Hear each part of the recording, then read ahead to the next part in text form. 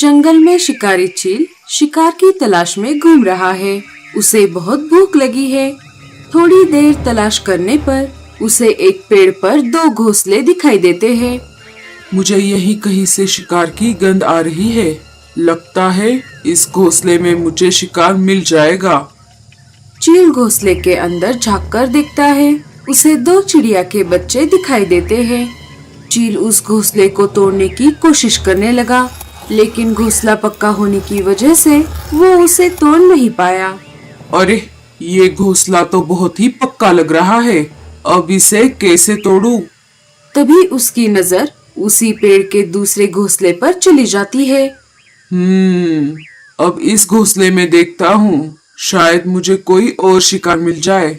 उसे उस घोंसले के अंदर भी चिड़िया के दो बच्चे दिखाई देते हैं। वो उस घोंसले का भी दरवाजा तोड़ने की कोशिश करता है। घोंसला ज्यादा मजबूत न होने की वजह से घोंसले का दरवाजा आसानी से टूट जाता है।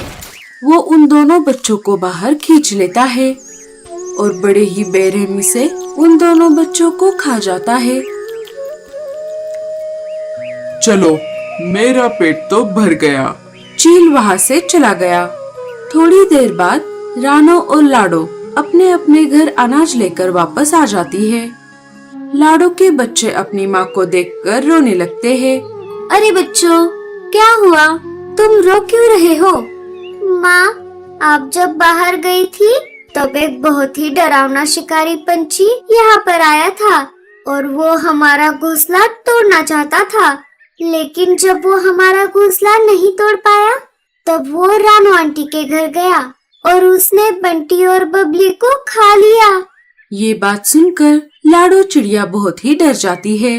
तभी उसे रानो की रोने की आवाज आ गई। ये सब क्या हो गया? अब मैं किसके सहारे जीऊंगी? अरे लाडो, देखो ना, मेरे दोनों बच्चों को कोई शिकारी खा गया।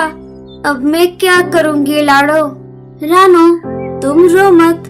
अब जो हो गया हम उसे क्या कर सकते हैं? नहीं लाडो, अगर मैं मेरा घोंसला पक्का बनाती तो ये नौबत कभी नहीं आती। ये सब मेरी ही गलती की वजह से हुआ है। अरे रानो, अब इसमें तुम्हारी क्या गलती? पहले तुम रोना बंद करो। लाडो रानो को समझाने की बहुत कोशिश कर रही थी, लेकिन वो भी बहुत दुखी और परेशान थी। रात हो जाती है। लाडो अपने बच्चों के साथ घोंसले में सो रही थी, लेकिन लाडो के आंखों में नींद नहीं थी। माँ, हमें तो बहुत डर लग रहा है। अगर वो शिकारी पंछी फिर से आ गया तो? डरो नहीं बच्चों, मैं हूँ ना तुम्हारे पास। अगले दिन शिकारी चील फिर से जंगल में वापस आ गया। चलो, अब शिकार ढूंढता हूँ। इस जंगल में तो शिकार की कोई कमी नहीं है। चील शिकार ढूंढते हुए बुलबुल चिड़िया के घोंसले के पास आ जाता है। बुलबुल का घोंसला भी पक्का नहीं था। चील आसानी से उसके घर का दरवाजा तोड़ देता है। वो घोंसले के अंदर से अंडे निकालकर खाने लगा।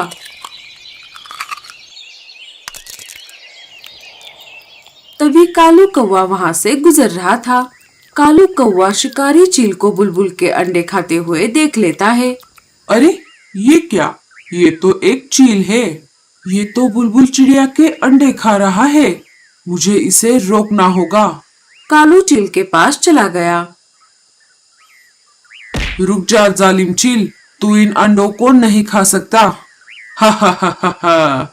अबे ओ कौवे के पिल्ले, तन्ने क्या बेरा है? तू कौन होता है मुझे रोकने वाला? मैं एक शिकारी चील हूँ। मैं कुछ भी खा सकता हूँ। तू हमारे जंगल के किसी भी पंछी को नुकसान नहीं पहुंचा सकता। चल, अब निकल यहाँ से। मेरा अब इन अंडों से पेट भर गया है, इसीलिए मैं तुझे आज जाने देता हूँ, वरना आज तेरी मौत पक्की थी। इतना कहकर चील वहाँ से चला जाता है। तभी बुलबुल चिड़िया वहाँ पर आ गई। अरे कालू भैया, आप यहाँ पर क्या कर रहे हो? कालू ने बुलबुल को सारी बात बता दी। आपका शुक्रिया कालू भैया, ये सब मेरी गलती है। मैंने अपना घोंसला पक्का नहीं बनाया है। कोई बात नहीं बुलबुल, कल तो उस शिकारी चील ने रानो के दोनों बच्चे खा लिए। अरे बाप रे, हमें उस चील का कुछ ना कुछ करना होगा। हाँ बुलबुल बहन, हम आज ही सभी पंछियों को बुलाकर इस पर बात करेंगे।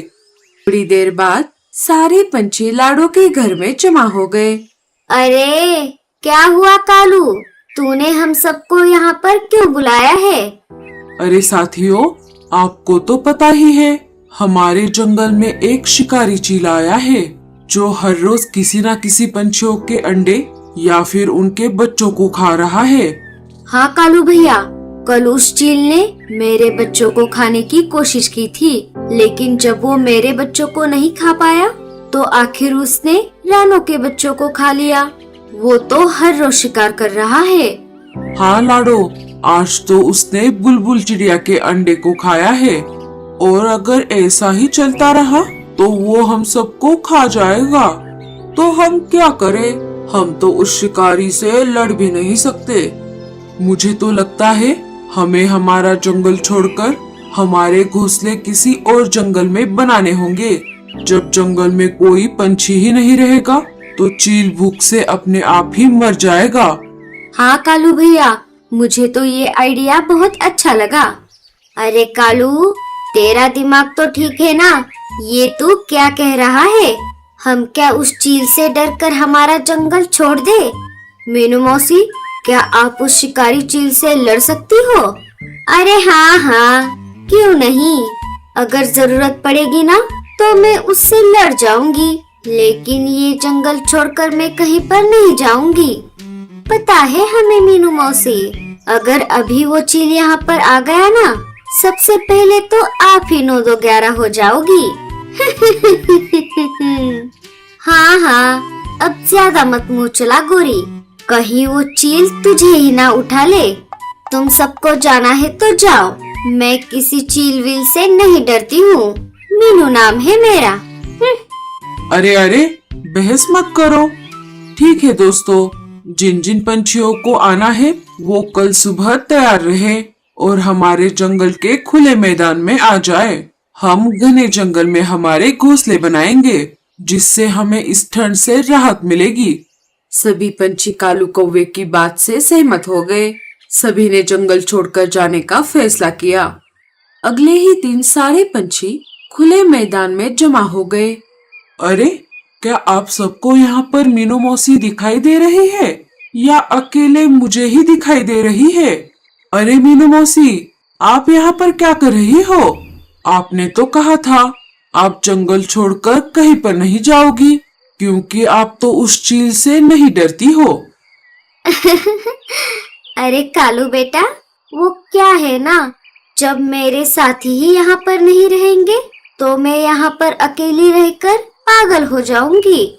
तो मैंने सोचा क्यों ना मैं भी तुम्हारे साथ चलूं।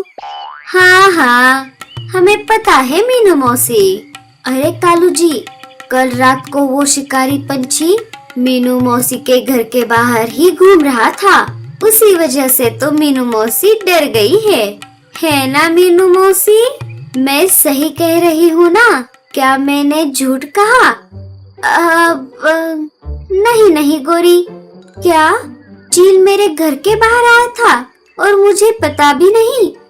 चलो वो सब जाने दो, अब यहाँ पर सब लोग आ गए हैं, हमें बिना वक्त गवाए घने जंगल की ओर जाना होगा। सारे पंछी वहाँ से निकलकर घने जंगल की ओर निकल पड़ते हैं। रास्ते में उन्हें बहुत सारे बांस के पेड़ दिखाई दिए। ये देखो दोस्तों, यहाँ पर कितनी सारी बांस है। हाँ लाडो, पर इसका हम क्या करेंगे? अरे गोरी, इस बांस से तो हम हमारे घोंसले बना सकते हैं। इस बांस से हमारे घोंसले बहुत ही पक्के बन सकते हैं। हाँ, ये तो बहुत ही अच्छा सुझाव है लाडो। चलो दोस्तों, अपने अपने घोंसलों के लिए बांस ले लो। सभी ने वहाँ से बांस ले ली और आगे की ओर निकल गए। सभी पंछी एक घने जंगल में आ गए। दोस्तों, हम हमारी मंजिल पर पहुँच चुके हैं।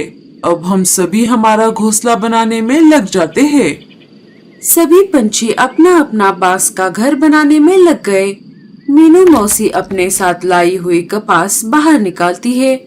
चलो अब इस कपास को पूरे घोंसले में लगाती हूँ। अरे मीनू मौसी, आप ये कपास कहाँ से लाई? अरे कालू, ये कपास तो मैं मेरे साथ ही लाई थी, सोचा किसी काम आएगी, और देखो आज ये मेरी काम आ गई। मैं इस कपास को पूरे घर के अंदर लगाने वाली हूँ। कालू भैया, अगर हम भी ऐसी कपास लेकर आए और इसे हमारे घोंसले के अंदर से लगा दे तो हमें बिल्कुल भी ठंड नहीं लगेगी। हाँ लाडो, ये ठंड से बचने का बहुत ही अच्छा आइडिया है। अब हम सभी के लिए कपास लेकर आते हैं। कालू और लाडो पास वाले जंगल से सभी पंछियों के लिए कपास लेकर आते हैं। सभी पंछियों ने इस ठंड के मौसम में बांस की लकड़ी से अपने अपने गर्म घोंसले बना लिए। इधर चील हर घर में शिकार ढूंढ रहा था, लेकिन उसे पूरे जंगल में कोई भी शिकार नहीं मिला। वो बहुत कमजोर हो गया था।